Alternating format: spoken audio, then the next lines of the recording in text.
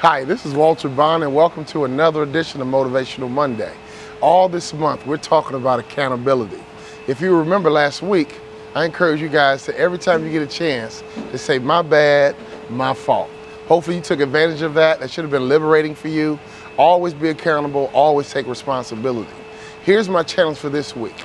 I want you to find someone you report to, someone you work with, a peer, someone in your work environment, and I want you to go and ask them a question. A very simple question. Ask them, what can you do to get better? You know, I've learned as a professional working with professionals at every level is that we all have blind spots.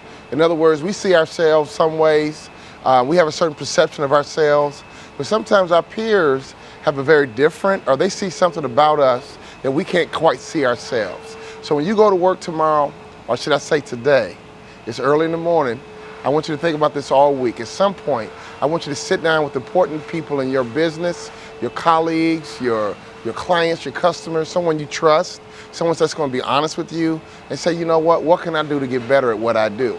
And don't be defensive.